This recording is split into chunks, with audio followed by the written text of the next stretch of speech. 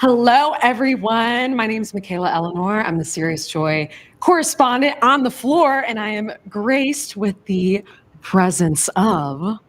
Human design maven. You know who it is. We already know, honey. And I feel like this outfit needs a segment of its own. I am loving this. You were uniting the light on the stage. So thank you so much for being here.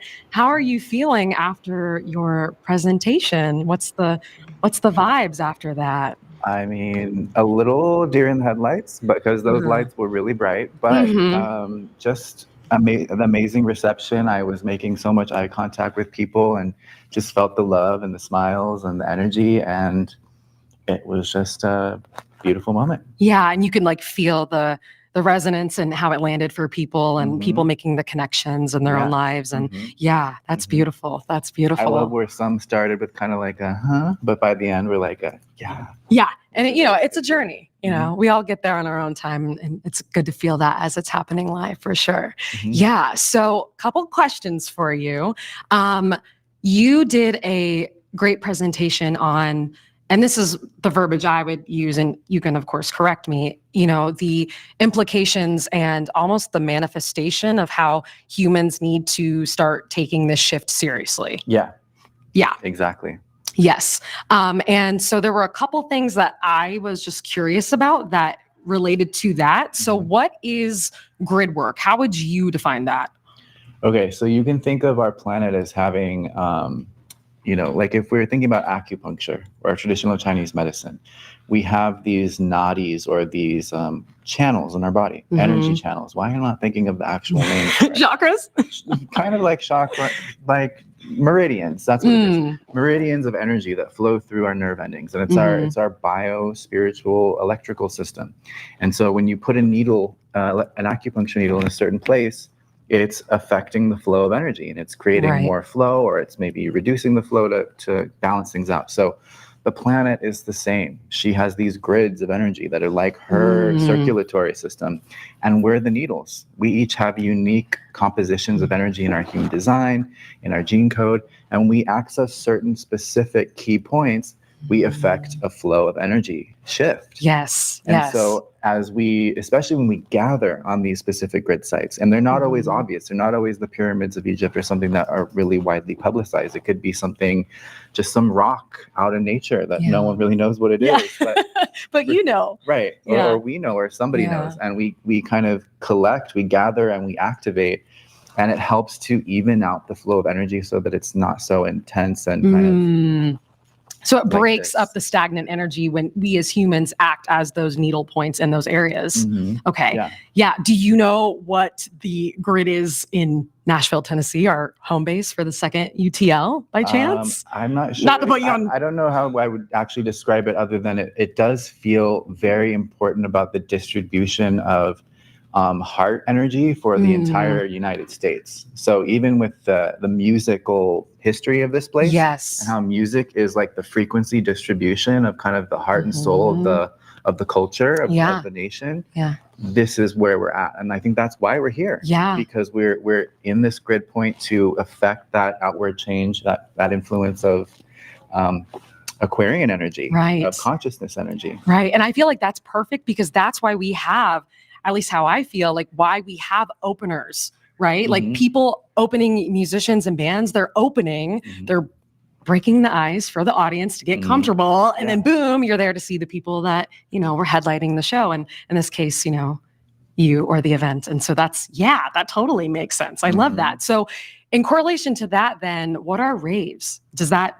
Yeah. Well, the raves are kind of like our next generation of who we are as spiritual beings. So, if we think of different layers of our genetic code, like different strands of our DNA corresponding to different levels of dimensional awareness. So 1, 2, 3, first 3 dimensions, 4, 5, and 6, 4th, 5th, 6th dimensions. The raves are coming in with 4th, 5th, and 6th strands pre-activated. So they're already tapped in spiritually to higher than most of us can even access for our entire lives. And then they begin the process of 7, 8, and 9 through their life journey. So basically, they're able to bring down higher and higher energies to the planet, which creates more of the stability, and it creates more things like evolution. Like when somebody has a great idea that changes the world, that came from their higher self, that came from a higher plane of existence. So we have beings like this that'll start being born in 2027.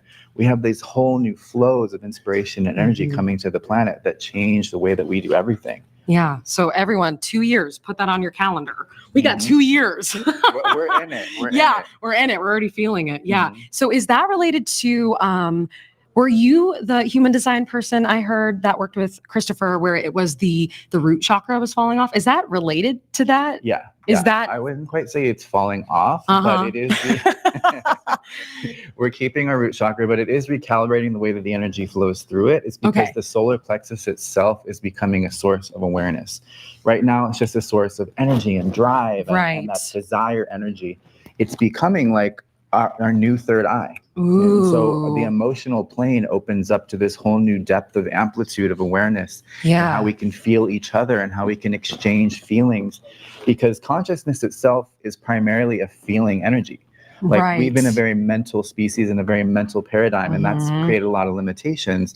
We move back into this feeling space. We're at a more accurate way of communicating and sharing information and sharing just consciousness. So that's what we're moving into. Yeah. Okay. So my tailbone isn't going to fall off when I wake up in 2027. To support the rest of the journey. Okay, great. So it sounds like these areas aren't going away. They're just evolving. Yeah, definitely. Yes. Okay, fabulous. So I'm glad I'm going to have my When it comes to the raves themselves, I think where this piece was kind of where it came from was like with the raves themselves, they won't be tied to the survival level of consciousness as much. So that separateness of like, I need my stuff and I'm hungry and I need my space. They don't have that separateness. They just don't have it. They're very dissolving into the oneness by nature. And that's where they have their gifts. So yeah, very Piscean. Getting rid of the boundary. Yeah. And that's part of your design, right? You got Pisces in there somewhere. Oh, yeah. Okay. Just want to make sure my signature on that was correct. Okay. So that feels like then you kind of answered the question of the solar flares. And that's kind of one of the biggest aspects of what we are facing as a limitation of, that's the biggest. Okay. So the sun activating more is like our solar plexus. Solar plexus is like the sun inside of us. The sun outside of us is ramping up its activity and its energy signature, and it's creating these expansions in our own energy field. But sometimes if the energy field isn't up to date, or it's a little unhealthy, or it's a little bit broken, those expansion moments can become critical mass of kind of destruction or injury, or it's not a smooth transition. Yeah. Basically. I wonder if that's why people are having more. I feel like a lot of people are having gut issues. Absolutely. Yeah. And it's like, that's part of the not forewarning, but the foretelling that this is already happening. We're already seeing evidence of this. Yeah. And that's why gut health is becoming such a focus. Right.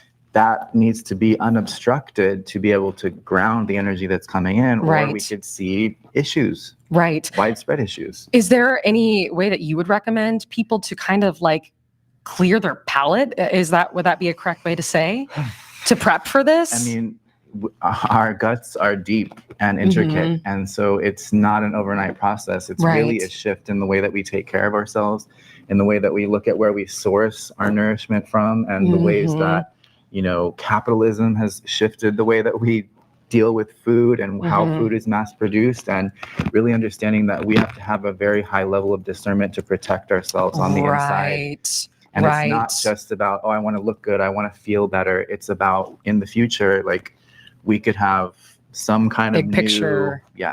Thing that's not that great if we don't take care of that. Do you have a particular regimen that you use to kind of enforce and guarantee that clear, accurate, decision making from the gut that isn't foggy? I think that, our bodies are very communicative. And I think that if we slow down enough to really listen, they're always telling us what's right for us and what's not. And everybody's different, So some people can handle certain things more easily than others.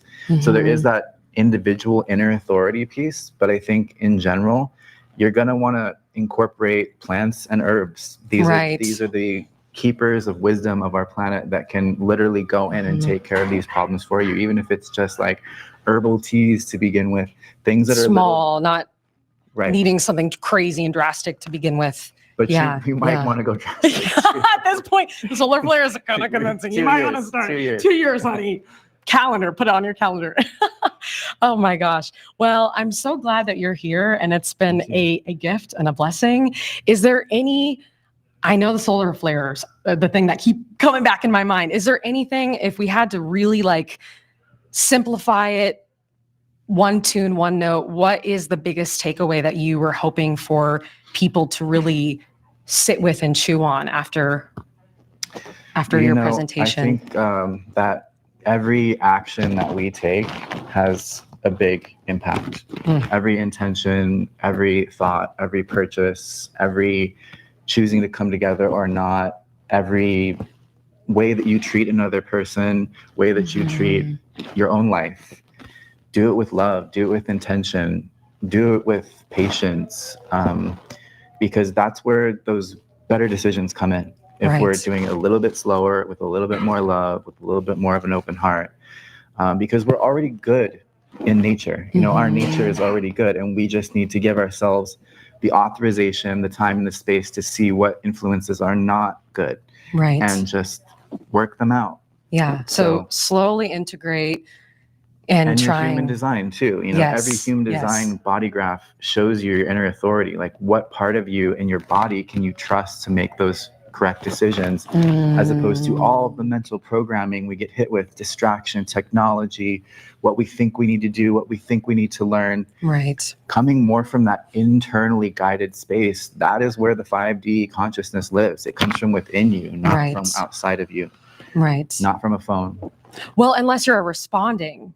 If your design type is to respond. But it's still coming from within. Okay, It's prompted by something external, but it's still that inner compass that says yes or no. It's just the other people are serving as actors to say, come this way. This is the yellow brick road. This is the destiny, the path. Yeah, great.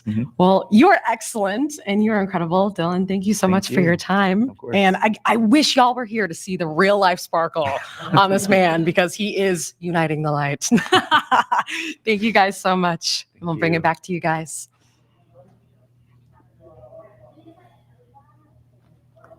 Okay.